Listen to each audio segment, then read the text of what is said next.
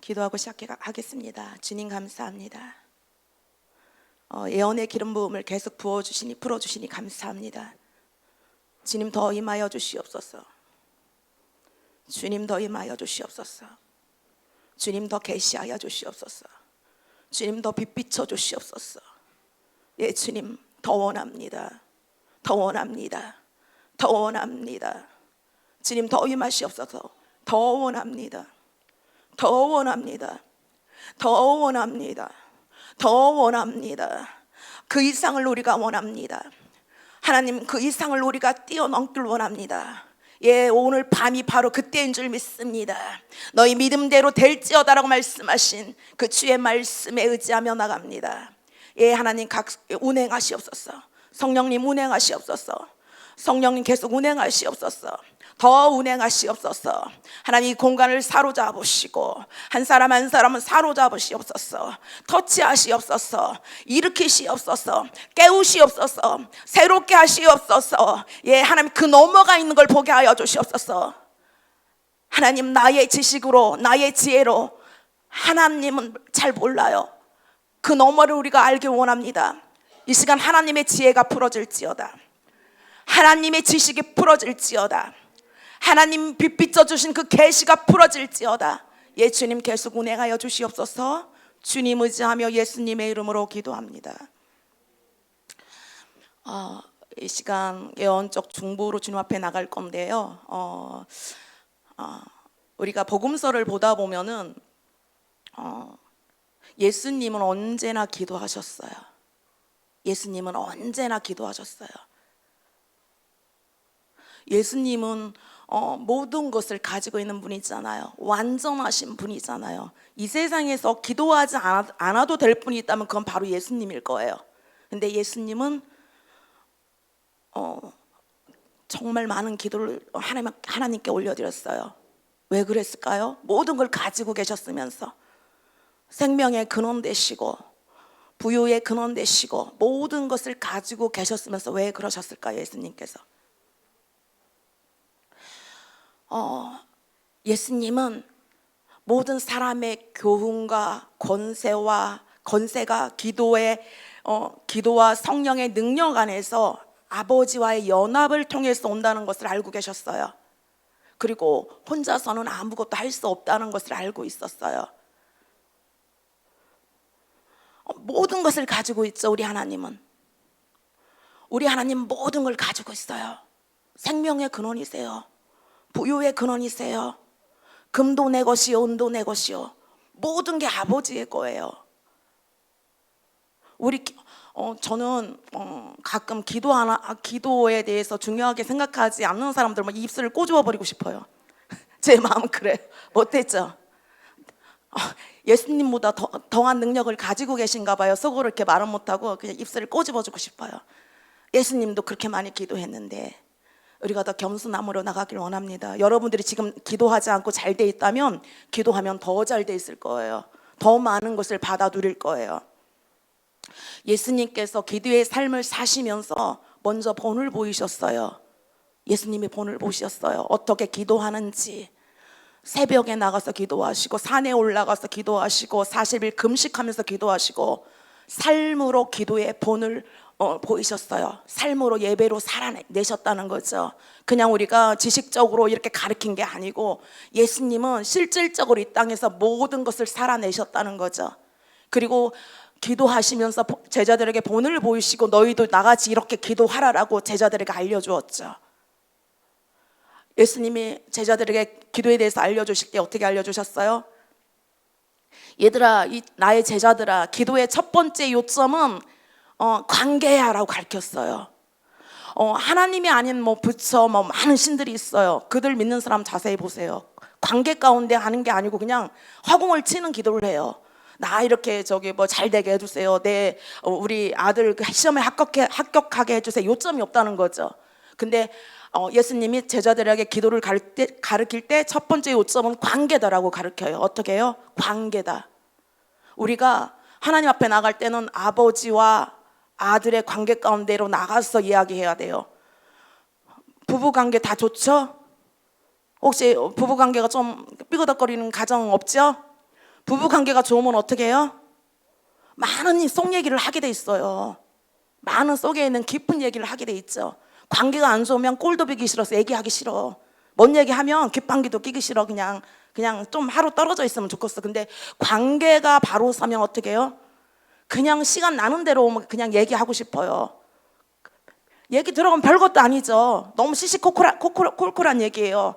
정말 별것도 아니지만은 관계가 단단히 세워져가는 부부 관계라면은 잠시 만나도 그냥 눈빛만 봐도 좋은 거예요. 그냥 너무 좋은 거죠. 그런 관계가 하나님과 아들의 관계가 바로 섰을 때 이렇게 기도로 깊은 기도로 나갈 수가 있다는 거죠. 우리가 꼭 문제만 있어야 기도를 가지고 나가나요? 기도가? 아니에요. 내가 아버지와 관계가 바로 서 있다면요, 그 작은 것도 다 얘기하고 싶어요. 아유, 하나님, 누가 아무개가 나를 그렇게 속상하게 해요. 이런 것까지 다 얘기한다니까요. 나 너무 하나님 마음이 좀 상했어요. 기분 나빴어요. 나 진짜 한마디 하고 싶었는데 내가 아버지 때문에 참았어. 이렇게 이 작은 것들까지 얘기한다는 거죠. 여러분들 기도가 어떠세요? 지금 기도를 잘 하고 계신가요? 아니면 기도를 어렵게 생각하시나요?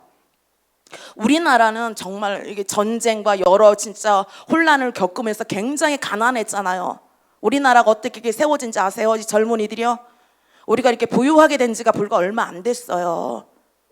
왜 어떻게 세워졌어요? 50년대, 60년대, 70년대, 80년대를 거치면서 부모 세대들이 죽기 아니면 살기로 기도했어요. 하나님 앞에. 하나님 제발 굶지 않게 해달라고, 배만 부르게 해달라고, 쌀밥 좀 먹게 해달라고. 시간 나는 대로 교회 가서 하나님 앞에 엎드렸다는 거죠. 저 초등학교 다닐 때만 해도요, 저학년 때 그냥 흰 쌀밥 못 먹었어요. 우리 이렇게 잘 살아야 된 지가 그렇게 오래 안 됐어요. 그냥 보리밥 섞어서 이렇게 도시락 싸갖고, 저 아주 어렸을 때는 검정 고무신 신고 다녔다니까요. 우리가 이렇게 부유하고 먹거리 걱정 안 하고 이렇게 부유하게 된 지가 불과 얼마 안 됐어요, 여러분. 우리나라는 특별히 하나님이 은혜 주신 게 있어요. 기도의 유업이 있죠. 기도의 유업. 제가 중보기도팀을 제가 이끌고 있잖아요. 중보기도팀을 이끌고 있는데 이 청년이 들어왔잖아요. 천군 만말로 얻은 것 같고요. 제가요, 저 어르신도 계시지만 너무 기쁘지만 이 젊은이가 중보기도를 한다는 거에 대해서 제가요 너무 기뻐요. 뭐 다른 사람은 오해할 수 있어요. 아이고, 중보기도팀에 젊은 사람이 들어왔으니까 좋아서 그러죠. 아니에요. 이 유업이, 어른들의 유업이 젊은이한테 간다는 게 전 너무 대단하고 나는 그게 너무 좀 기쁜 거예요. 하나님의 마음이에요. 이게 기도라면 오해를 하고 있어요. 기도를 어떻게 오해하냐면, 어떤 젊은이는 내가 그런 소리를 진짜 들었어요. 중보기도 하려면 괜히 기분 나쁘대, 화난대, 왜 내가 내 기도도 못하는데 남을 위해서 기도하냐, 그런 소리 또 제가 들어봤어요. 너무 오해를 하고 있는 거예요. 우리 하나님은 정확하세요. 우리 하나님은 신실하세요. 우리 하나님은 30배, 60배, 100배예요. 내가 나라를 위해서 기도하고 다른 사람을 위해서 기도할 때 하나님께서 내 가정과 나를 돌봐주지 않겠어요? 돌봐주겠어요? 너는 그냥 대충 살아 이렇게 하겠어요? 아니라는 거죠. 저는 사실 중보기도 하면서 제 기도는 별로 못해요. 이건 정말이에요. 근데 하나님께서 제 삶을 지켜준다라는 거죠. 제가 9월달에 굉장히 바쁘게 살았어요. 그래서 막 울기도 했어요. 너무 바빠가지고. 우리 딸이 문자를 저한테 하나 보내줬어요. 어떤 문자를 보내주냐면, 우리 아들과 딸 간에 같이 했던 카톡을 복사를 해서 저한테 보내줬는데 뭐라고 보냈냐면, 우리 아들이 그렇게 보냈대요. 누나한테. 나는 다음 생에 태어나면 꼭 엄마 아들로 또다시 태어나고 싶어, 이렇게 했대요. 이거 어때요? 어떻게 생각하세요? 아들한테 이거 인정받는 거는 진짜 찐이잖아요. 그것도 성인인데. 저는 어렸을 때 그렇게 생각했거든요. 나는 아마 부모가 바뀌었을 수도 있어. 나의 부모는 아마 내가 병원이나 어디서 내 부모는 대기업의 어떤 회장일 수도 있어, 이런 마음을 잠깐 했거든요, 어렸을 때. 근데 다시 태어나도 우리 엄마 아들로 태어나고 싶어 이렇게 하니까 별거 아닌 척했지만 뒤돌아서서 무지하게 기쁘더라고요. 좋더라고요. 여러분들, 기도하면 하나님께서 여러분들 삶을 보호해줘요. 기도를 어렵게 생각하지 마세요. 그리고 이 대한민국의 기도의 유업이 있기 때문에 기도할 때 여러분들의 그런 부르심이 더 세워져요. 가정이 더 세워져요. 지금 당장 아무 일도 없는 것처럼 생각해도 기도에 저금하지 않으면요, 여러분들 20년 30년 후에 더 세워질 거 덜 세워지면 어쩌려고 그래요. 기도도 저금해요. 기도가 여러분들 위해서 나를 위해서 중보기도 해주는 사람이 있다. 손 들어보세요. 나를 위해서 중보기도 해줘. 우리 저기 선지자 팀 우리 진웅 형제님, 나를 위해서 기도하고 있는 사람이 있다. 예, 누가 하죠? 우리 김기름 전도사님, 누가 우리 김기름 전도사님을 위해서 기도할까요? 알아요. 여러분들이 다른 사람들을 위해 기도할 때 하나님께서도 나를 위해서 기도할 수 있는 사람을 붙여주세요. 여러분들 기도에 불 받으시기를 축복합니다.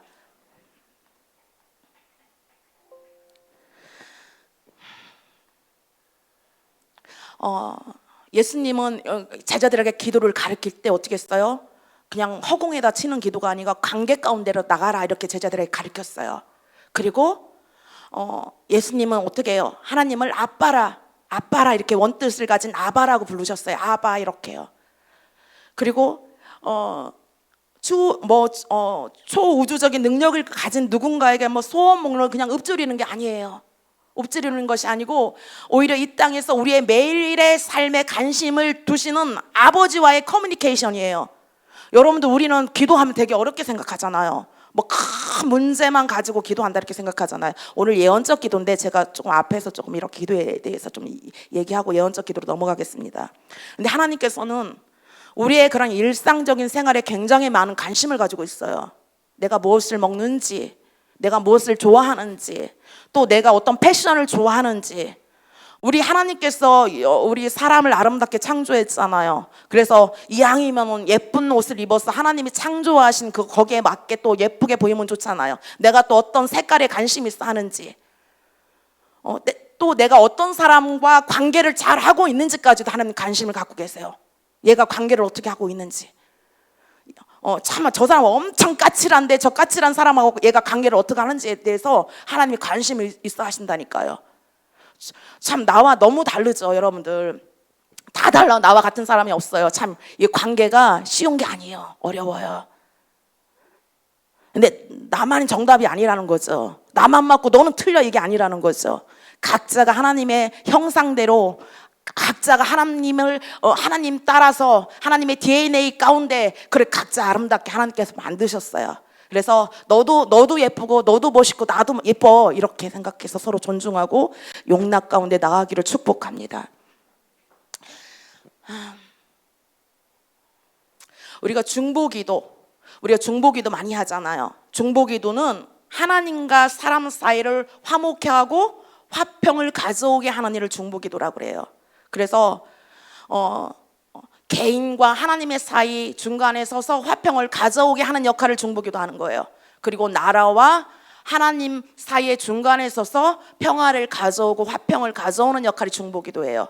그리고 여러 가지 하나님과 사이에 우리가 그 틈 사이에 들어가서 예수님이 우리가 죄 때문에 죽을 수밖에 없는 우리를 위해서 예수님이 십자가를 지시고 어떻게 해요? 하나님과 우리의 틈 사이로 들어갔듯이 우리가 기도 형식을 가지고 와서 하나님과 그런 벌어진 틈 사이로 우리가 기도로 들어가는 거예요. 그래서 하나님과 다시 연합케 하는 게 중보기도예요. 예언적 중보기도는 성령에 이끌리고 인도함을 받는 기도를 예언적 중보기도라고 해요. 예언적 중보기도에서는 제사장과 선지자의 역할이 같이 접합돼요. 진정한 예언적 중보에서는 선지자와 제사장의 은혜와 짐이 하나가 되죠.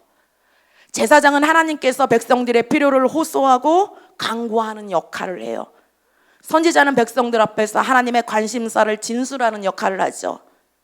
예언적 중보자는 선지자의 역할만 하는 것이 아니고 제사장과 선지자의 두 기능을 같이 함께 해요. 또 예언적 중보하려면 어떻게 해요? 성령님께 민감해야 되죠. 그리고 성령님과 동행하며 하나님의 관점을 가져야 돼요. 예언적 중보기도는 특히 하나님과 엄청 친밀해야 돼요. 친밀하고 주님과 함께 동행할 때 거두게 되는 열매예요. 예언적 중보기도는 우리가 중보를 오래 하다 보면 다 이렇게 감각들이 열려서 굉장히 예언적 중보기도로 이렇게 다가게 돼요. 선지자들도 마찬가지죠. 많은 예언을 하다 보면 자연스럽게 예언적 중보자가 되죠. 어떤 책에서 보니까 그래요. 중보자는 예언적 중보자가 100%는 아니지만, 선지자는 아니지만 선지자는 거의 다가 중보자다, 이렇게 어느 책에서 보니까 그렇더라고요. 근데 중보를 하다 보니까, 중보를 오래 하다 보면은 왜냐하면 그 양은 그 주인의 음성을 듣는다고 했잖아요. 그렇기 때문에 중보도 오래 하다 보면은 거의 다가 듣더라고요. 그 책이 조금 틀린 것 같아요. 그래서 들으면서 성령님의 그런 이끄심 따라서 그렇게 따라하는 기도가 되더라고요. 예언적 중보 기도는 하나님과 연합이에요. 연합이라는 단어는 어떻게 호흡을 같이 하다라는 뜻이죠. 창세기 2장 7절에 보니까 여호와 하나님이 땅의 흙으로 사람을 지으시고 생기를 그 코에 불어넣으시니 사람이 생명이 되니라. 불어넣었다로 번역된 히브리어 단어는 오순절 다락방에 격한 바람이 휘몰아쳤을 때처럼 격렬하게 숨을 불어넣는다는 의미래요. 예언적 중보는 생명을 출산시키기 위해서 기도를 통해서 그 상황 속으로 들어가서 호흡을 격렬하게 불어넣으시는 하나님과 함께하는 우리의 호흡이죠. 근데 정말 이게 하나님의 음성을 받는 것은 저는 그렇게 받았어요. 저는 임재 가운데 들어가서 하나님을 만났고, 제가 더 놀라운 차원으로 일어설 수 있는 계기가 저는 임재 가운데 들어가는 거예요. 특별히 예배 가운데 들어가죠. 예배 가운데 깊이 들어가는 거. 그리고 기도 가운데 깊이 들어갈 때, 그 성령님의 임자에 휩싸였을 때 하나님께서 나에게 태초에 부어주셨던 그런 놀라운 차원의 색깔들이 그냥 살아나게 되는 거죠. 저는 참 그런 것을 많이 저는 받았어요. 성경 속에서 특별히 다윗이 그래요. 다윗이 하나님의 임재를 굉장히 사랑하고 예배를 완전히 정말 미친 듯이 드려요. 그래서 제가 다윗의 그런 하나님 앞에 임재를 사모하고 예배를 했던 그 다윗의 모습을 제가 이렇게 성경 구절을 제가 이렇게 적어와 봤어요. 여호와께서 그의 마음에 맞는 사람을 구하여 여호와께서 그를 그의 백성의 지도자로 삼으셨느니라 하고, 다윗 왕을 세우시고 증언하여 이르시되 내가 이새의 아들 다윗을 만나니 내 마음에 맞는 사람이라, 내 뜻을 다 이루리라 하시더니, 세상에 내 마음에 맞는 사람이다라고 이렇게 하나님께서 인정을 해주시는 거예요. 나는 하나님을 엄청 잘하는데 하나님이 너 몰라 하라면 우리 끝이잖아요. 근데 하나님은 다윗을 내 마음에 합한 자다 이렇게 말씀해요. 다윗은 사랑받은 자란 뜻을 가진 다윗은 이스라엘 사람들에게 가장 사랑받는 왕이었어요. 사울의 뒤를 이어서 이스라엘의 두 번째 왕이 됐죠. 다윗은 목자였고 또 군인이었어요. 또 왕이었고 뛰어난 음악가였고 또 시인이었어요. 시편 150편 중에 73편의 시를 다윗이 지었어요. 그 시를 지어서 하나님을 노래합니다. 시편 27편 4절에 보니까 내가 여호와께 바라는 한 가지 일, 그것을 구하리니 곧 내가 내 평생에 여호와의 집에 살면서 여호와의 아름다움을 바라보며 그의 성전에서 사모하는 그것이라. 너무 놀라워요. 저는 시편을 오늘 보면서 저는 다윗에게 있던 그 하나님을 경외하는 영이 저와 여러분들에게 임파테이션 되기를 축복합니다. 다윗은 우리와 마찬가지로 모든 사람들이 그런 것처럼 그의 삶의 기간 동안에 많은 시험들과 환란이 있었죠. 환란이 없고 그냥 삶이 굉장히 평탄한 사람 있나요? 예? 있어요? 대부분이 시험과 환란이 있죠. 대부분이 다윗처럼. 근데 하나님께서는 그것을, 다윗의 그런 시험과 환란을 일어서게 있고 뛰어넘게 했어요. 다윗이 가진 그 모든 두려움과 결점에 불구하고 하나님은 다윗을 사용하셔서 거인을 잠잠케 하셨잖아요. 이를 통해 골리앗을 다룰 수 있게 준비됐잖아요. 그 어려움을 통해서. 그 어려움 가운데 계속 빠져드는 게 아니고 그 어려움을 통해서 준비시켰어요. 골리앗을 다룰 수 있도록 준비했고, 더 나아가 어떻게 해요? 이스라엘을 통치하는 왕이 되도록 준비시켰어요. 우리가 성경을 보면 다윗보다 뛰어난 왕이 누가 있어요? 이렇게 많은 어려움과 시험과 환난 가운데 하나님께서 그를 다루시고, 또 다윗이 다rum을 받잖아요. 나 너무 힘드니까 다룸 받지 않을 거야. 도망갔으면은 아마 그냥 목자였을 거예요, 끝까지. 근데 다름을 받잖아요. 오직 여호와를 앙망하면서, 오직 하나님을 사모하면서 그렇게 하나님의 전에서 그렇게 살기를 또 이렇게 시를 써서 고백하면서 다름을 받아요. 왕이 됐죠, 다윗이. 영원토록 사랑받는 그 다윗의 이름, 왕이 됐어요. 사울이 죽은 후 다윗은 헤브론에서 왕이 됐어요. 헤브론에서 7년 6개월을 통치해요. 다윗이 예루살렘으로 옮겨 통치를 시작한 후 이제 법궤를 다윗성으로 옮기려 해요. 법궤는 통치와 왕권, 하나님의 임재를 상징합니다. 다윗이 평소에 하나님의 법궤를 얼마나 사모했는지, 뭐 법궤를 찾기 전에는 먹지도 자지도 않는다고 이렇게 서원하잖아요. 시편 132편에 보니까 내가 내 장막에 들어가지 아니하며 내 침상에 오르지 아니하고 내 눈으로 잠들게 하지 아니하며 내 눈꺼풀로 졸게 하지 아니하기를 여호와의 처소 곧 야곱의 전능자의 성막을 발견하기까지 하리라 하였나이다. 다윗은 100년의 세월 동안 기란 여아림의 방치에 둔 법궤를 예루살렘으로 옮겨올 때 어떻게 했어요? 다윗이 기쁨을 주체하지 못하고 하나님 앞에서 춤추며 뛰어놀며 백성들과 떡과 고기를 나누고 축복을 했어요, 다윗이. 여러분들 그 예배가 풀어지기를 축복합니다.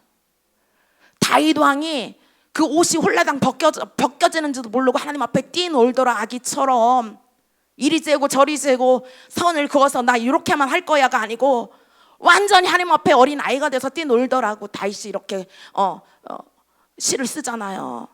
다윗의 모습을 보면 제가 너무 도전을 받아요. 여러분 이렇게 다윗처럼 미친 듯이 하나님 앞에 나가보세요. 여러분들 삶 180도로 달라질 거예요. 지금부터 하나님이 더 생명 가운데로 세워질 거예요. 우리 하나님은 선하세요. 우리 하나님은 신실하세요. 우리 하나님은 성실하고 정직하게 심는 곳에 100배의 은혜로 하나님 보상시켜주는 우리 하나님이세요. 여러분 그 하나님을 더 신뢰하시길 축복해요.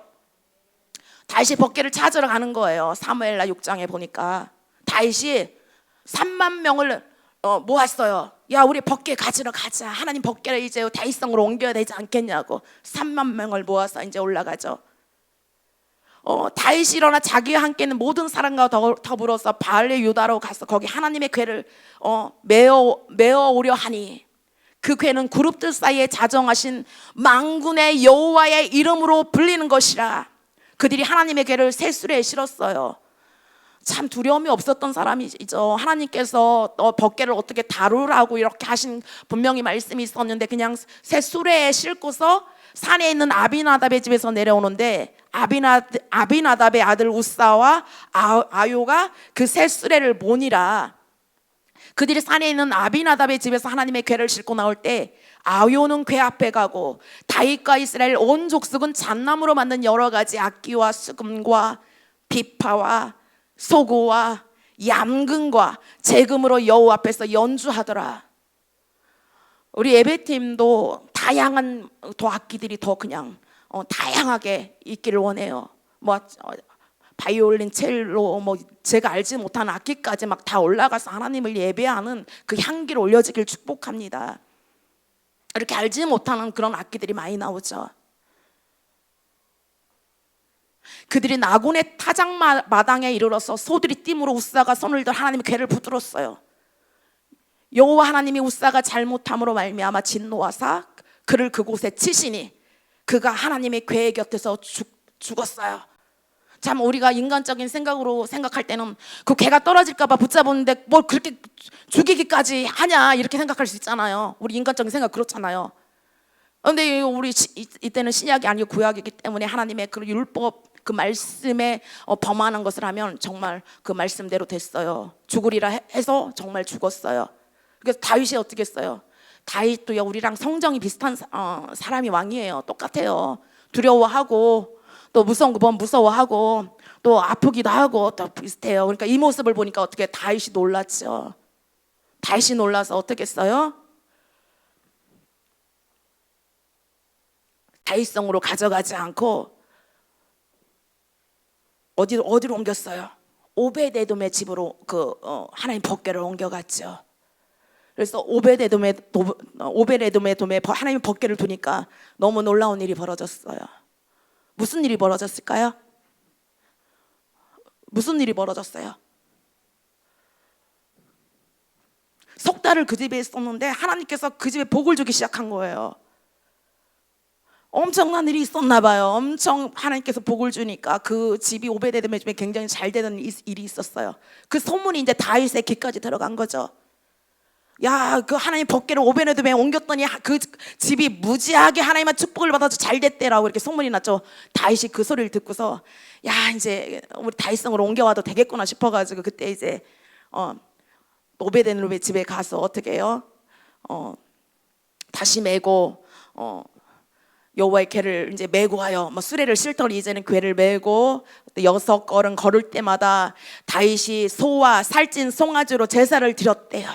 세상에 6걸음 걸을 때마다 소를 잡고 살찐 송아지를 잡아서 거기서 예배를 드렸대요.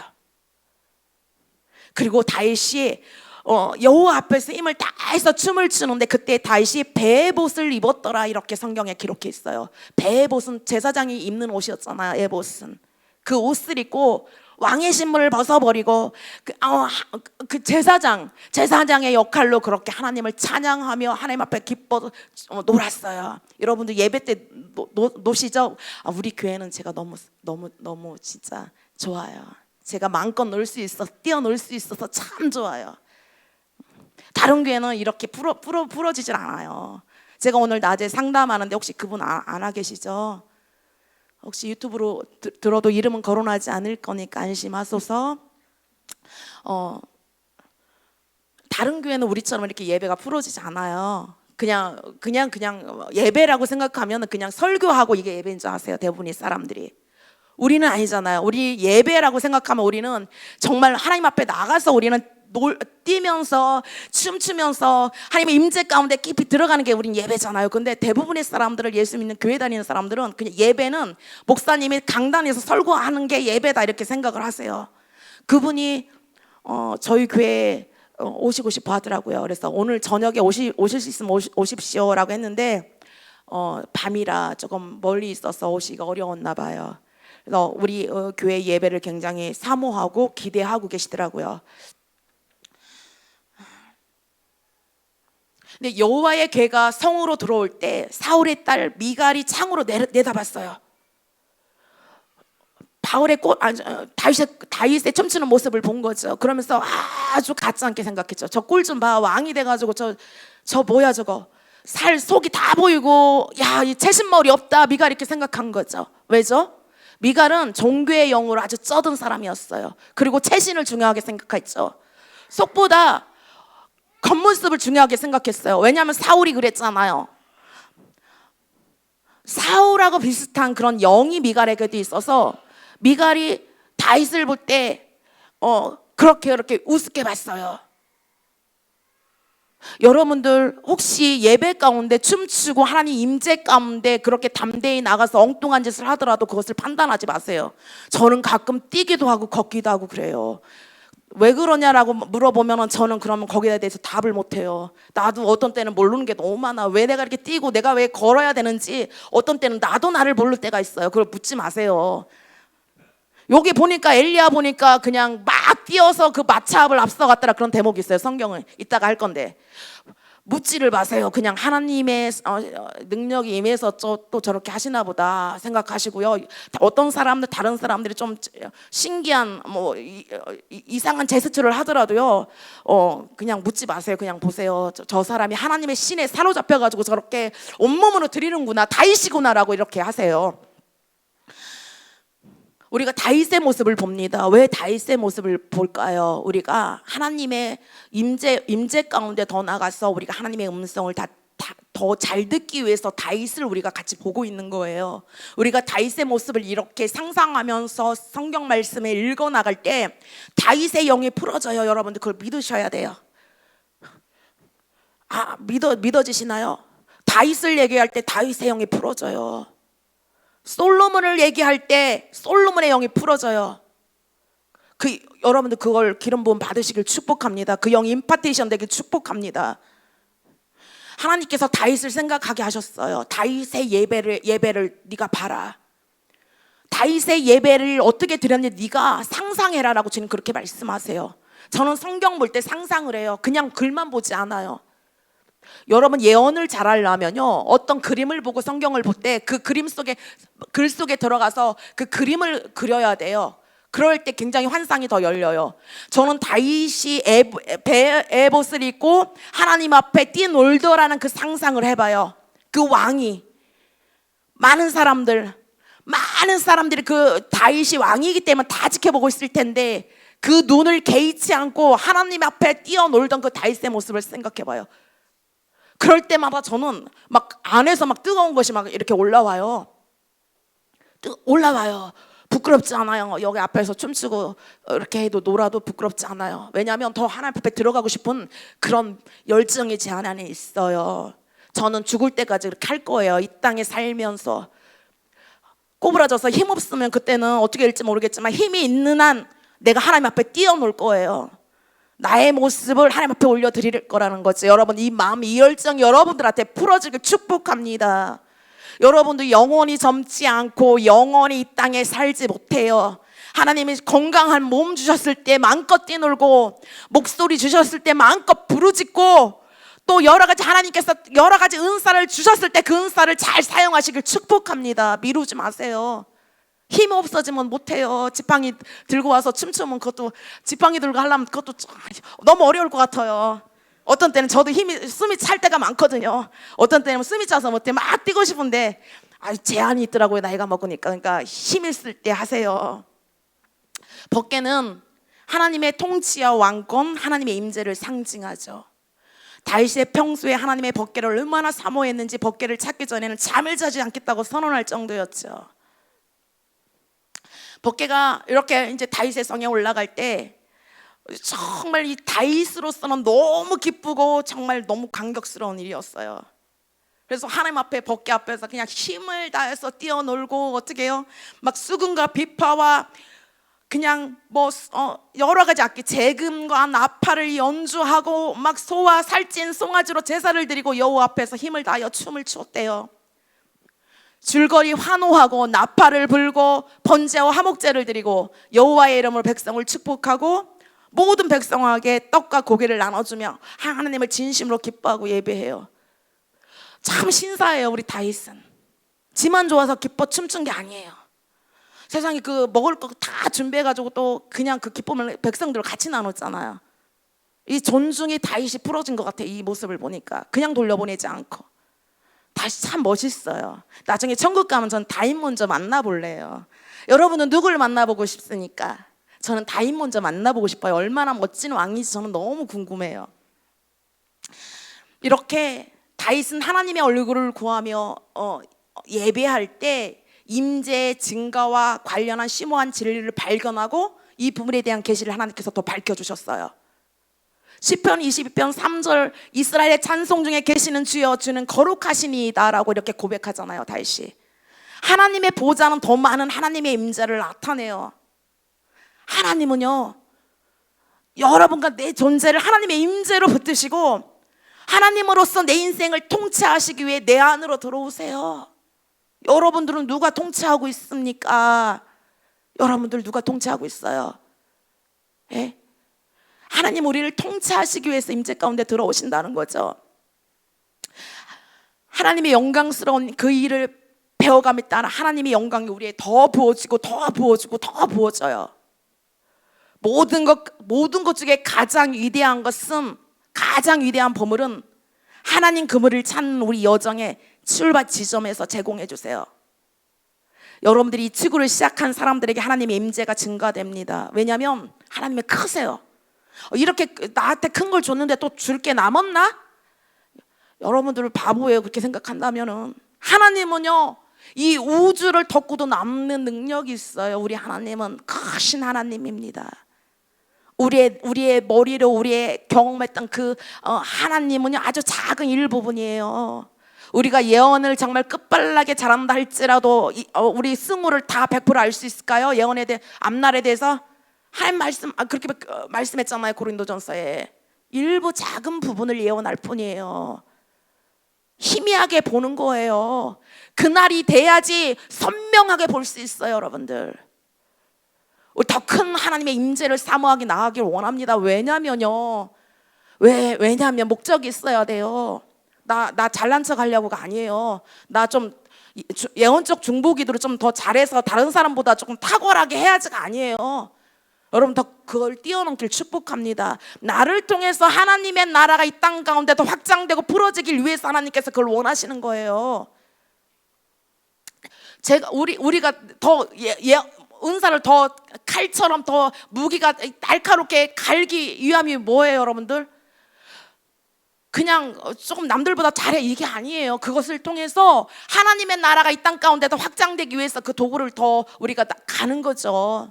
여러분들 목적이 뚜렷하게 정립되기를 축복해요. 우리가 목적이 있어야 돼요. 뚜렷한 목적이. 내가 왜 이렇게 하는지. 특별히 기업하시는 분들, 내가 왜 돈을 벌어야 되는지에 대해서 그 정립이 있어야 됩니다. 저희가 기업 정보를 하고 있어요. 자꾸 새끼를 새는데 해야 될 것 같아요. 기업 정보를 하는데요, 많이 저한테 요청하지 마십시오. 부탁드려요. 쉽지 않습니다. 시간을 일주일에 빼서 한다는 건 쉽지 않아요. 근데 기업 정보요, 여러분들 기업하시는 분들 하나님 앞에 정직하시기를 축복합니다. 저희가 앞으로 이제 몇 분 더 받아서 정보할 건데요, 기준이 있어요. 아무나 기업 정보 해드리지 않을 거예요. 하나님 앞에 왜 내가 돈을 벌어야 되고 그 돈, 나를 하나님의 재물을 나에게 주면 그 재물을 어떻게 쓸 것인가 목적이 있어야 된다는 거죠. 모든 것이 목적이 있어야 돼요. 재물을 왜 벌어야 되는지, 은사를 왜 받아야 되는지, 내가 왜 기도를 해야 되는지, 내가 왜 하나님이 그 관계 가운데 더 좋은 관계 가운데 나가야 되는지에 대해서 목적이 있어야 된다는 거죠. 내가 왜 예배를 해야 되는지,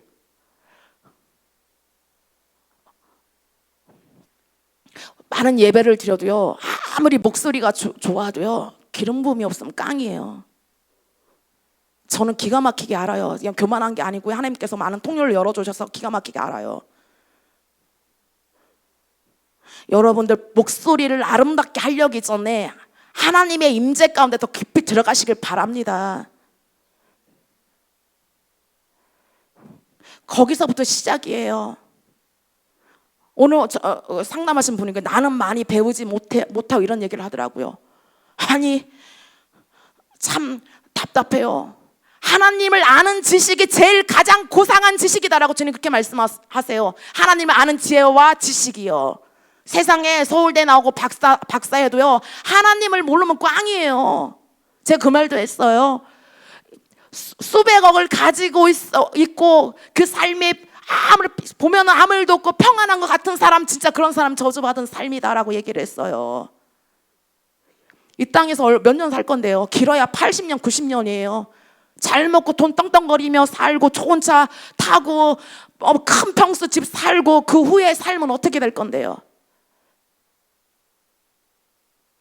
우리는 하나님의 형상대로 하나님의 그렇게 DNA에 넣어서 우리 창조하셨어요. 우리는 하나님으로부터 오는 것을 공급받을 때 가장 우리 행복해요. 안 그렇던가요? 저는 그렇더라고요. 저는 그래요. 하루에 한 끼를 먹어도요, 하나님과 관계가 바로 된 관계 가운데 그 사랑함으로 나갈 때 저는 가장 행복해요. 정말이에요. 저는 아무리 막 정말 누가 막 억만금을 갖다 줘도 하나님과의 관계가 틀어졌다면 저는 행복하지 않아요. 내가 오늘 때거리가 없어도 하나님의 관계가 잘 돼 있다면 나는 너무 행복해요. 그래서 저는 하나님 앞에 기도하죠. 하나님, 저를 사로잡아 주세요. 제가 샛길로 나가려고 하면 저를 하나님 다스려 주시옵소서. 통치하여 주시옵소서. 하나님과 반대되는 길로 나가려고 한다면 하나님 나를 통치하여 주시옵소서. 나를 붙잡아 주시옵소서. 하나님, 내가 지금 50평생 이상을 내가 살았는데 내가 뭘 더 바라겠나이까. 주님, 나를 만드신 그 목적대로, 태초에 나를 하나님께서 세우신 그 목적대로 나를 세우시옵소서라고 그렇게 저는 기도합니다. 하나님, 내가 드러낼 수 있는, 내가 가진 거 없지만, 하나님, 내가 자랑을 내세울 거 없지만 하나님이 원하신다면 하나님 나를 드러내셔서 하나님의 아름다움을 표현해내시옵소서라고 난 그렇게 기도해요. 여러분들 그 생명이 풀어지기를 선포합니다. 이렇게 다윗의 마음으로 하나님 앞에 예배할 때 하나님의 음성이 더 잘 들려요. 내가 듣기 원하는 하나님의 음성이 아니고 진짜 하나님이 관점이 하나님의 그 마음이 받아진다는 거죠. 어떤 사람은 그래 예언을 받으면서 우리 이제 톰베일도 하고 예언사역을 많이 하잖아요. 근데 우리 교회 성도님들은 너무 많이 건강한 훈련이 돼 있어가지고 그런 분들은 없어요. 근데 이제 외부 사람들은 그래요. 야, 왜 이렇게 예언이 틀리냐 이렇게 얘기를 해요. 환장해요. 공부를 좀 하셔야지. 아니 예언을 받고서 그 예언을 가만히 놔두면 그 예언이 이루어져요? 예언에 따라서 살아가야죠. 예언을 바라보며 기도하고 또 예언에 맞게 순종하며 믿고 기도하며 나갈 때 그 예언이 성취가 있는 거죠. 예언을 그냥 받고 그냥 보면 하나님 앞에 정렬도 아니고 반대되는 사람만 살다가 왜 이거 안 되냐 이렇게 하면 따지면은 그거 어떻게 곤란해요. 여러분 혹시 그 유튜브로 보고 있는 분 계시다면은 생각을 바로 하기 바랍니다. 그리고 예언 스쿨이 있어요. 킹스 주빌리교회는 예언 스쿨이 있으니까 스쿨에 오셔서 성취에 대한 그렇게 좀 공부를 잘 하셔가지고 예언에 대해서 잘 정립시키시기를 축복합니다.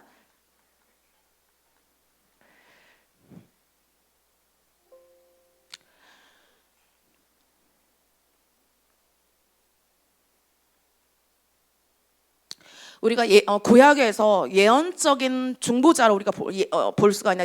엘리야가 특별히 그래요. 엘리야는 너무 재밌어요.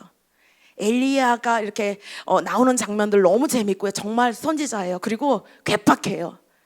괴팍하고 재밌어요. 이게 보다가 혼자 저는 웃었어요. 너무 재밌어가지고 그 상황들이 그려지니까 너무 재밌는 거예요.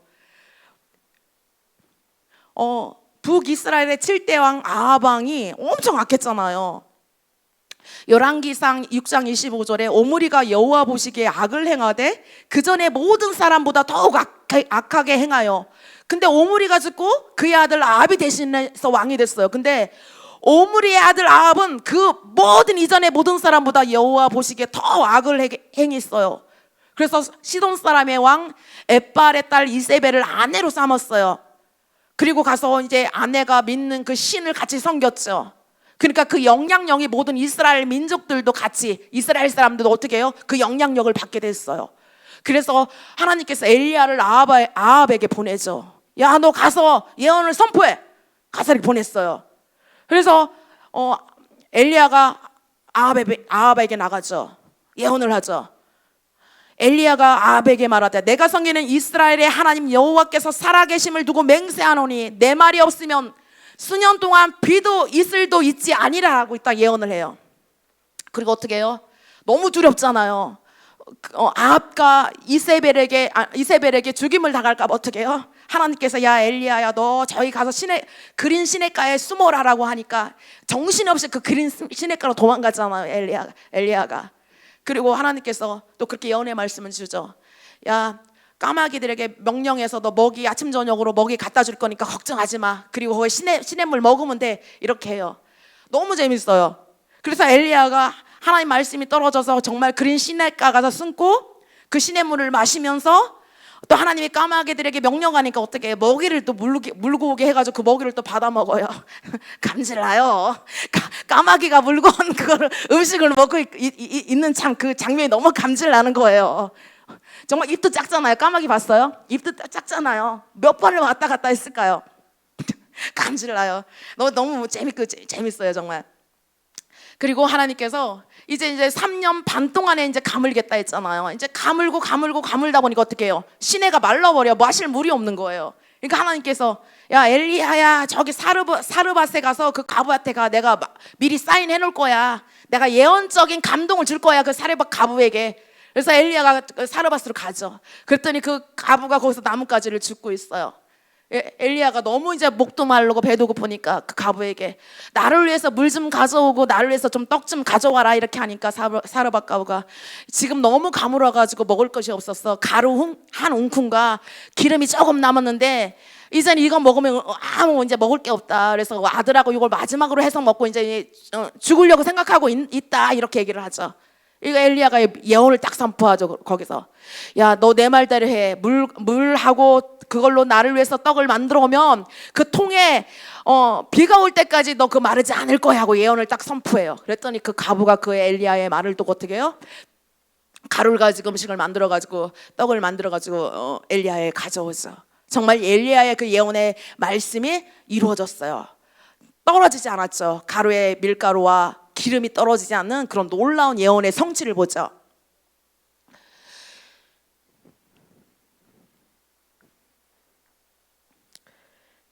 그래 하나님께서 너 너무 재밌는 또 모습이 있어요.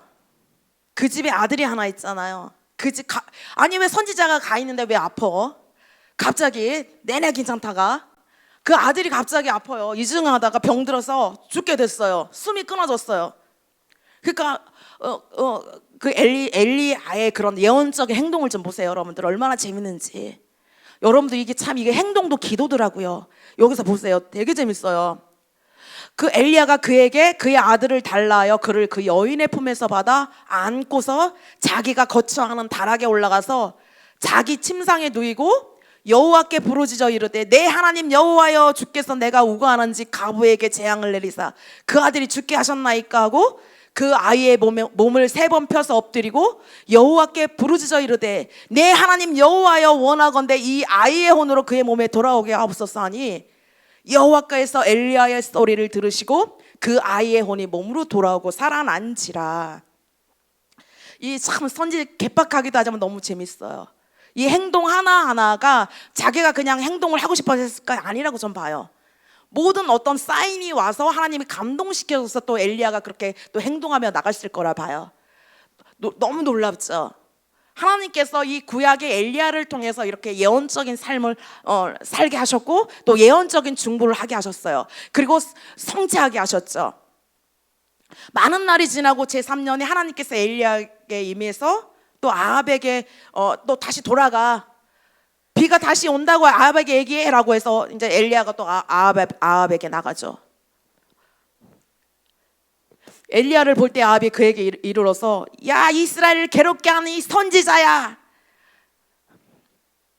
그랬더니 엘리야가 어떻게 해요? 엘리야가 굉장히 하나님이 영이 임하니까 굉장히 담대해지는 거예요. 왜냐하면 이때 이세벨과 아합이 모든 선지자들이 눈에 띄면 다 잡아 죽였고 그리고 하나님의 선지자들이 이 이세벨과 아합을 피해서 많이 달아났기 때문에 선지자는 이렇게 엘리야 하나만 남았어요. 다 굴에 숨고 흩어져 버렸어요. 이 시대에 선지자라고는 엘리야 딱 이렇게 하나 이게 드러나는 거예요.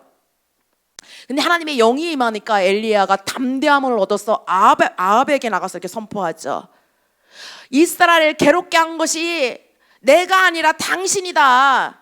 당신과 당신의 아버지 집이 괴롭게 하였으니 이는 여호와의 명령을 버렸고 당신이 바알을 따랐음이라 이렇게 담대하게 선포해요. 그래서 이렇게 말하죠. 너 이스라엘의 모든 이세벨의 상에서 먹는 바알 선지자 450명을 데리고 나와라 이렇게 말하죠. 그래서 너무 재밌어요 성경이. 또 그렇게 엘리야가 말한다고 또 아합이 또 그렇게 해요. 우리 하나님이 먼저 가서 아합의 마음을 이렇게 사람의 마음을 만지시는 거죠. 아합이 그래서 이 엘리야의 말대로 이스라엘 모든 자손에게로 사람을 보내서 바알을 섬기는 450명의 선지자들을 갈멜산으로 모아요. 그리고 이스라엘 백성들을 모으죠.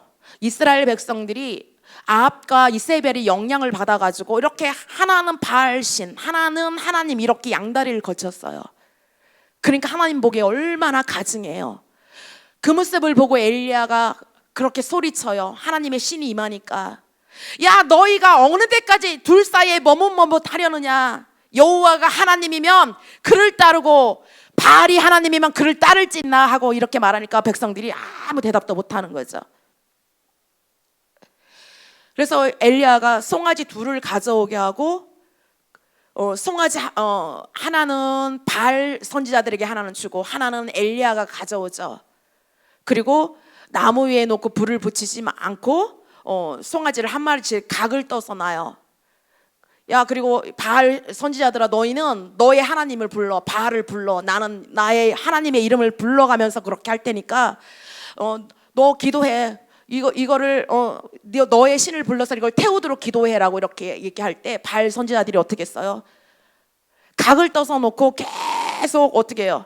기도를 하죠. 거기서 놀면서. 근데 끔적도 없는 거예요. 끔적도 없어요. 그러니까 나중에 어떻게 해요? 엘리야가 참 개빡해요. 이렇게 아무 미동도 없으니까 어떻게 또 놀려요 그들을. 야, 너의 신을 이름을 부르면서 해. 야, 어디 잠시 외출을 했는지 아니면 어디 갔는지 어떻게 알아? 이렇게 놀려요. 바알 선지자들을. 그러니까 바알 선지자들이 막 더해요, 진짜. 엘리야 그렇게 말하니까. 그러니까 나중에는 안 되니까 막 자기 칼로 자해를 하면서 해도 어떻게 해요? 미동도 없어요.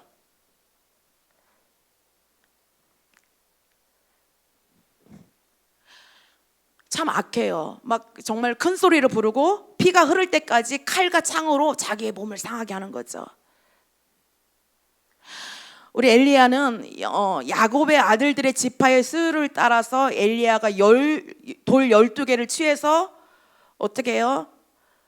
돌로 제단을 쌓고 제단을 돌아가면서 곡식종자 2세알을 둘 만한 도랑을 만들어요.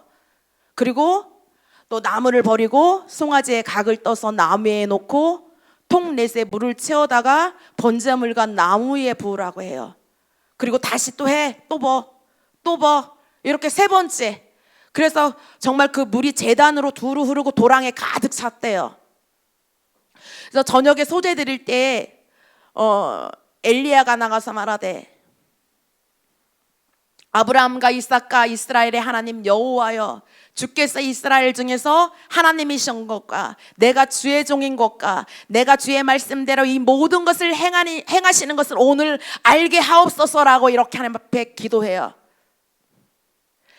여호와여, 내게 응답하소서. 내게 응답하소서. 이 백성에게 주 여호와는 하나님이신 것과 주는 그들의 마음을 되돌이키심을 알게 하옵소서. 이렇게 기도하며 여호와의 불이 내려서 번제물과 나무와 돌과 흙을 태우고 또 도랑의 물을 핥은지라 이렇게 말씀해요. 핥아버렸대요. 모든 백성이 그 모습을 보고 있죠. 모든 백성들이 벌벌 떨면서 엎드렸어요. 야, 정말 여호와 그는 하나님이시로다. 여호와 그는 하나님이시로다. 이렇게 백성들이 이렇게 해요. 그리고 엘리야가 바알의 선지자들을 다 잡아가지고 기손 시내로 데려다 거기서 다 죽여요. 그리고 이제 3년 반 동안 오지 않은 이제 빗소리가 들린다고 그렇게 아합에게 이렇게 예언을 선포해요. 비가 오지 않는데 소리를 듣고 있는 거예요. 예언적으로 선포해요. 비가 오지 않았지만은 빨리 올라가서 빗소리가 있으니까 빨리 먹고 올라가라고 이렇게 아합을 이렇게 올라가라고 하죠. 그리고 기도하기 시작해요. 이게 너무 중요해요. 하나님께서 비가 오겠다라고 했으면은 웬만한 사람들은 비가 오겠지 하고 기도하지 않았을 거예요. 근데 엘리야는 예언적 중보자잖아요. 엘리야는 하나님께서 비가 오리라 했어요. 그 말을 붙잡고 비가 올 때까지 어떻게 해요? 기도하는 거죠. 그리고 그 종에게 이르러서 야, 저기 가서 올라가서 비가 구름이 있나 없나 좀 봐라 이렇게 시키죠. 사안이 바다 쪽을 이렇게 바라보니까 아무것도 없어요. 갔더니 이랬더니 7번까지 다시 가서 나중에 손바닥만한 작은 구름이 보여요.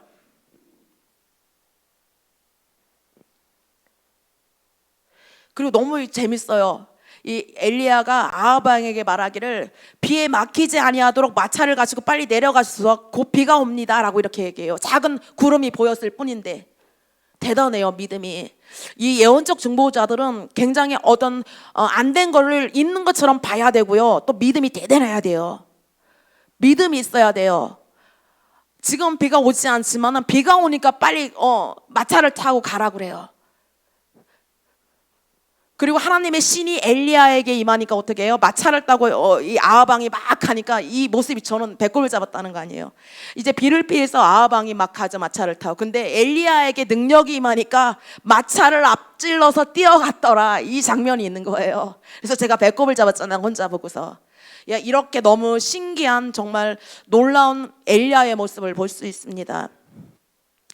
어, 예언적 중보는 그런 거예요. 우리가 하나님의 음성을 잘 들을 뿐 아니라 그 음성을 들었으면은 그 뜻이 하나님의 뜻이 이루어질 때까지 우리가 그 하나님의 그 예언의 말씀을 붙잡고 기도하는 거예요. 출산해 내는 거예요. 아무리 좋은 예언을 받았어도 우리가 그 예언을 가지고 출산해 내지 않으면 아무 소용이 없어요. 제가 너무 칭찬하고 싶은 분들이 여러 분 계세요. 저에게 주일날 와서 그러는 거예요. 예언을 또 해주세요라고 그러는 거예요. 그래서 왜요? 그랬더니 예언 한 개요. 80% 90%가 다 됐다는 거예요. 그래서 예언을 또 해줬어요. 근데 몇 분이 계세요, 그런 분들이. 내가 그분한테 배워요. 저 신기하다 정말. 어떻게 진짜 예언이 성취가 잘 되지? 저는 예언을 너무 많이 하기 때문에 예언해준 것도 뒤도 다 까먹어요. 근데 그분이 어떤 일을 한대로서 왜 그거 하세요? 그랬더니 전도사님이 예언을 해줬잖아요 라고 성취를 해나가는 거예요. 모든 것을 하나도 놓치지 않고. 왜냐하면 그 예언이 선하다고 생각하면은. 근데 여러분 분별도 잘 하셔야 돼요. 예언도 잘 하셔야 되지만 분별도 잘 하셔야 돼요. 분별해서 이게 하나님으로 온 게 맞다 싶으면 그것을 성취의 그런 시간까지 나가야 돼요. 출산을 해내야 된다는 거죠. 예언적 중보기도는 그런 거예요. 참 쉬워요. 예언적 중보기도는 중보기도보다 예언적 중보기도가 너무 쉬워요. 왜냐하면 하나님의 음성을 따라 나가는 기도가 중보기도예요. 그렇기 때문에 우리가 어떤 기도 제목이 오면은 그냥 기도 제목만 가지고 막 하잖아요. 좀 어떤 때는 무겁고 어려울 수 있는데 예언적 중보기도는 하나님이 주신 그런 감동이고 하나님이 주신 말씀이기 때문에 그 기도를 따라 나가면 신나요. 왜냐하면 금방 또 응답을 볼 수 있거든요. 갈라디아서 4장 19절에서 바울은 영적 자녀들이 그리스도의 형상으로 빚어질 때까지 해산을 수고를 한다고 말해요. 우리 엘리야가 오늘 출산을 해냈죠. 비를. 삼고의 헬라어 오디노는 출산의 진통을 경험한다는 뜻이에요. 우리를 부르신 하나님은 우리의 강력한 예언적 중보기도를 통해서 모든 영역으로 하나님을 출산하도록 우리를 부르셔요. 오늘도 하나님께서 하나님의 비밀을 맡길 만한 응답을 출산해낼 예언적 중보기도자를 찾고 계세요. 정말 출산해낼 게 정말 많거든요. 주님 그렇게 말씀하세요. 내가 누구를 보낼 거? 누구한테 내가 내 말을 줘서 누가 내 이름으로 그렇게 출산해낼 자를 내가 그를 어떻게 해서 보낼 거 찾고 계세요. 여러분들 하나님이 찾을 때 스프링처럼 껑충 뛰시길 축복합니다. 그냥 그 자리에 부비고 앉아있지 마시고요. 하나님이 원하실 때 하나님이 그때 일어나야지만 여러분들에게 놀라운 확장이 있어요. 그 때를 분별하시길 바랍니다. 그 때를 놓치면요 3년 후에 5년 후에 올 수도 있어요. 우리에게 하나님께서 수시로 찰나의 때를 주세요. 때가 있어요. 설 때가 있고 나갈 때가 있고 또 앉을 때가 일어설 때가 있어요. 진행할 때가 있고 조금 기다려야 할 때가 있어요. 그때 예민하게 반응하며 나가기 축복합니다.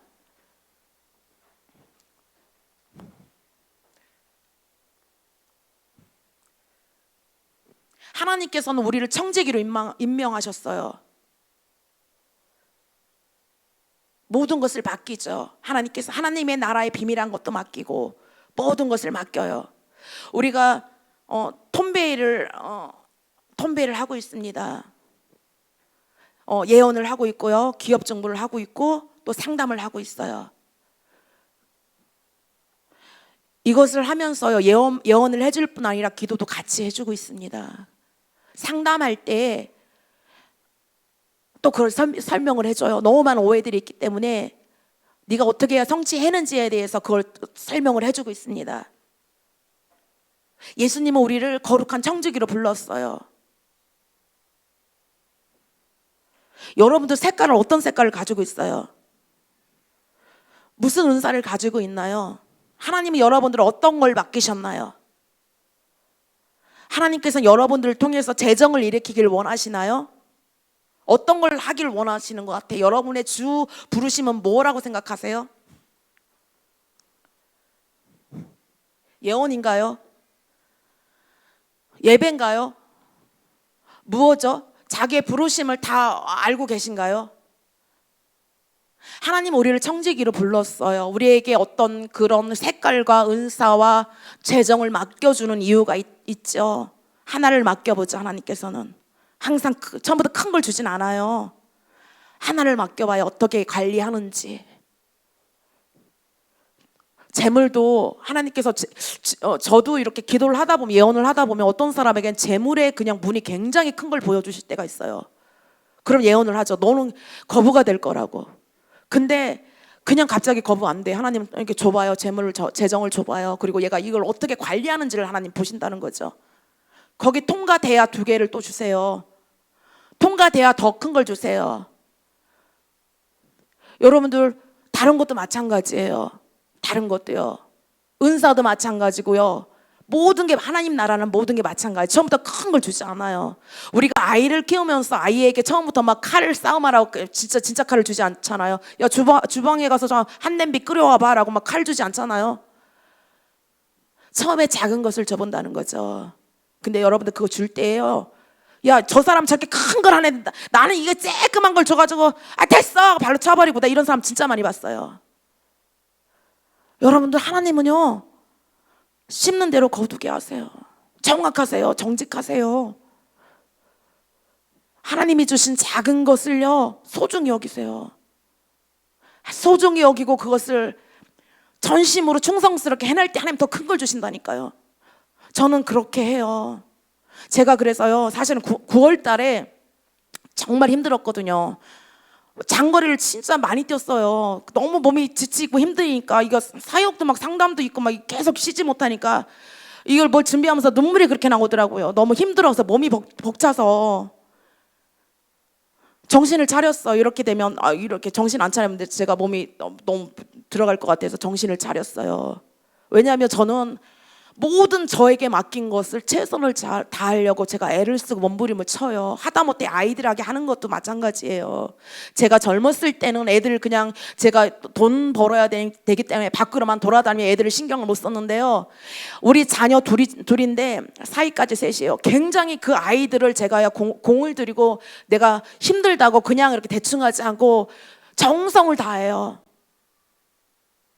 그러니까 우리 아들이 그런 문자를 누나한테 보낸 거예요. 다음 생에 태어나도 엄마 아들로 태어나고 싶다고. 괜히 그런 말을 했겠어요?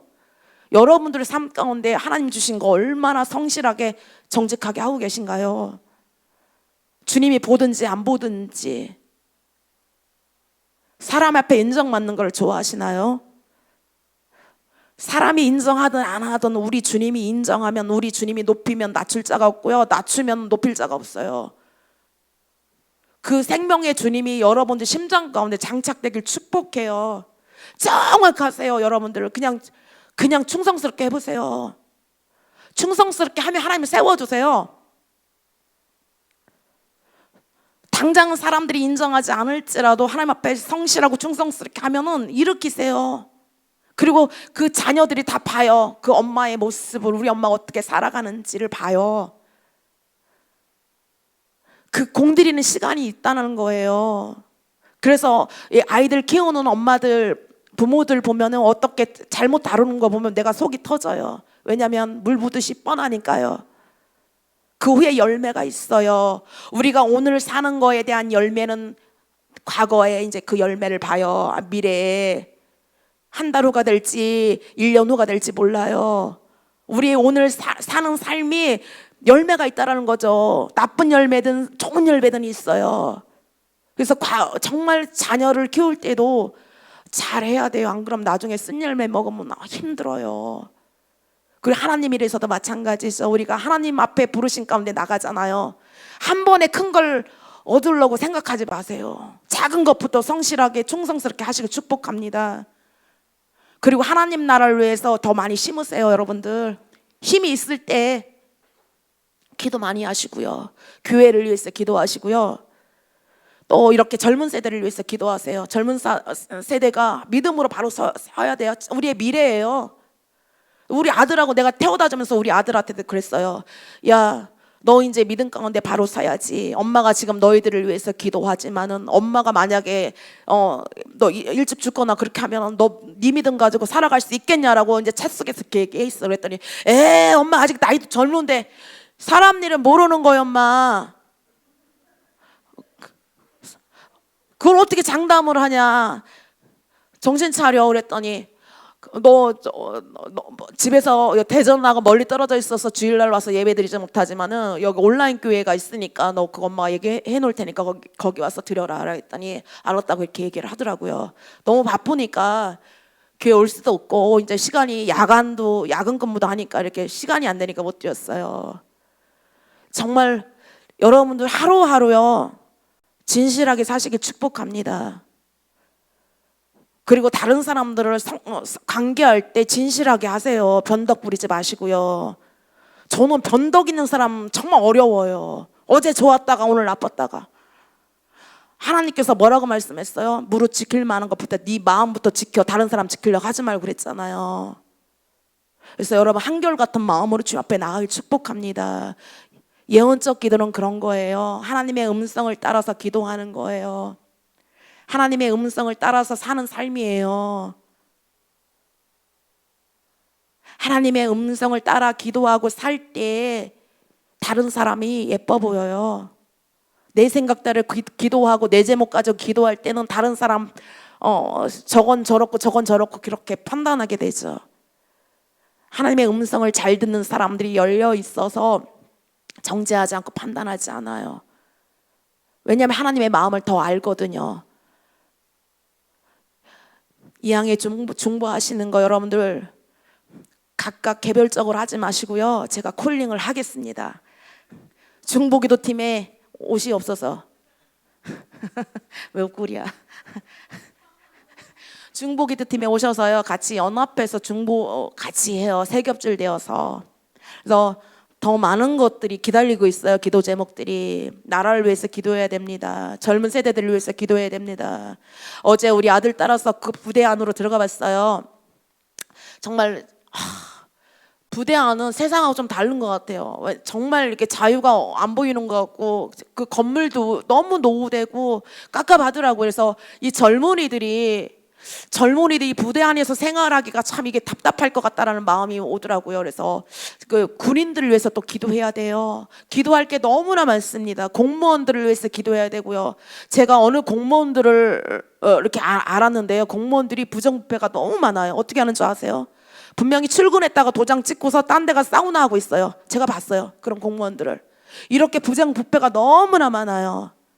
그리고 너희는 임금들을 위해서 기도하라 했잖아요. 영향력 있는 사람들을 위해서 우리가 기도해야 돼요. 대통령을 위해서 기도하고 또 각 영역의 리더들을 위해서 기도해야 돼요. 그리고 우리가 더 기도해야 될 것은 우리가 사역자들, 리더들, 교회 사역자 희택 목사님과 리더들을 위해서 기도해야 돼요.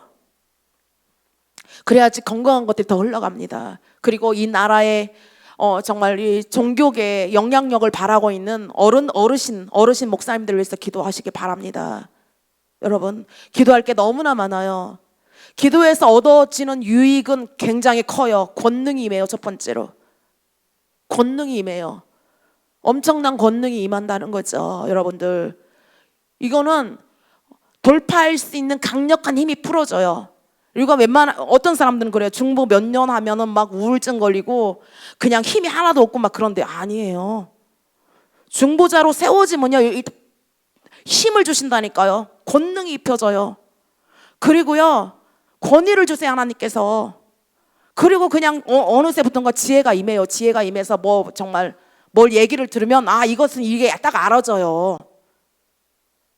중보기도를 오래 하다 보면은.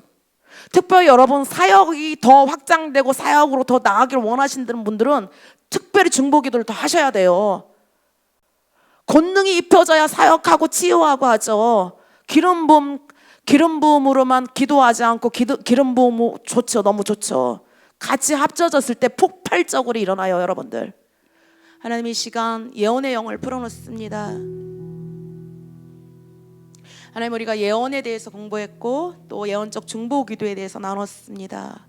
어떻게 해야지 우리가 또 하나님의 음성을 더 잘 듣고 우리가 다윗의 모습을 보면서 하나님 또 우리가 다윗의 그런 하나님을 예배하는 그 마음을 임파테이션 받았습니다. 다윗의 그 영이 풀어졌을 때 우리가 더 주님과 더 친밀하고 더 임재 가운데로 나감으로 말미암아 하나님의 음성을 더 잘 듣는 자로 세워짐을 우리가 또 알았습니다.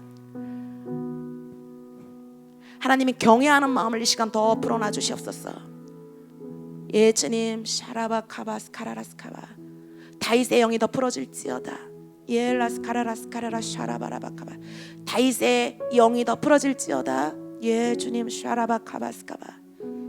예 주님, 주님이 모든 것입니다. 주님이 모든 것입니다. 주님이 생명입니다. 주님이 모든 것입니다.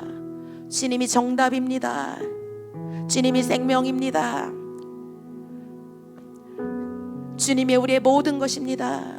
주님만이 우리의 왕이십니다. 주님만이 우리의 주인이십니다. 주님만이 우리의 머리 되십니다. 주님이 우리의 삶의 이유 되십니다. 주님이 우리의 삶의 이유 되십니다. 나의 생명이시오, 나의 왕 되신 예수님,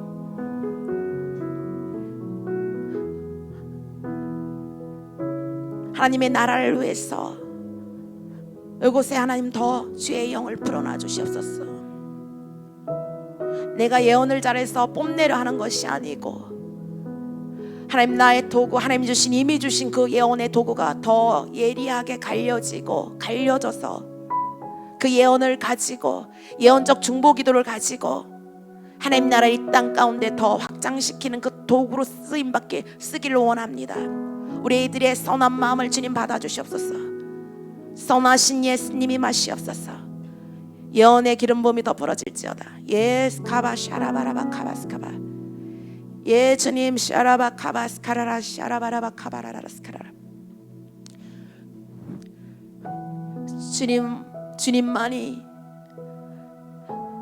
주님만이 우리의 삶의 이유임을 고백합니다. 우리가 주님을 예배합니다. 우리가 주님께 엎드립니다. 우리가 주님께 순복합니다. 우리가 주님을 기다립니다. 우리가 주님과 함께합니다. 주님이 설 때 우리가 설 것이며, 주님이 나갈 때 우리가 나가겠습니다. 주님이 일어설 때 우리가 설 것입니다. 주님의 발에 맞춰 우리가 나갈 것이오니 주님도 임하시옵소서. 주의 선하심을 가지고 임하시옵소서. 주의 선하심이 더 풀어질지어다. 주의 선하심이 더 풀어질지어다. 예 주님, 더 예리한 예언이 시간 풀어질지어다. 칼날과도 같은 예리한 예언이 풀어질지어다. 칼날과도 같은 예리한 예언이 풀어질지어다. 지혜와 계시 영이 풀어질지어다. 계시가 더 풀어질지어다. 지혜가 더 풀어질지어다. 지식의 말씀이 풀어질지어다. 지혜의 말씀의 은사가 풀어질지어다. 분별함이 풀어질지어다. 거기에 믿음을 더하여 주시옵소서. 담대하게 믿음으로 선포될지어다. 예 주님, 더 그 눈들 마음을 열어 주시옵소서. 그림을 보게 될지어다. 그림을 보게 될지어다. 환상이 열릴지어다. 예, 그 내면의 소리를 듣게 될지어다. 예 주님이 시간 더 풀어놓습니다. 더 풀어놓습니다. 더 풀어놓습니다. 예 주님, 더 임하시옵소서. 예 주님, 더 임하시옵소서. 냄새도 맡게 될지어다. 전국의 향기. 예 주님, 코를 열어놓습니다. 코가 더 열어질지어다. 코가 더 열어질지어다. 감각들이 다 열릴지어다. 느껴질지어다. 그냥 알아질지어다. 보이기도 할 뿐 아니라 그냥 알아지는 그런 은혜가 풀어질지어다. 느껴질지어다. 예 주님, 모든 감각이 열릴지어다. 예 주님, 더 임하시옵소서. 예 주님, 더 임하시옵소서. 예 주님, 더 임하시옵소서. 예 주님, 더 임하시옵소서. 예 주님, 더 임하시옵소서. 지금 하나님께서 계속 풀어놓고 계시고요. 지금 하시는 예언은 하나님 주신 예언입니다.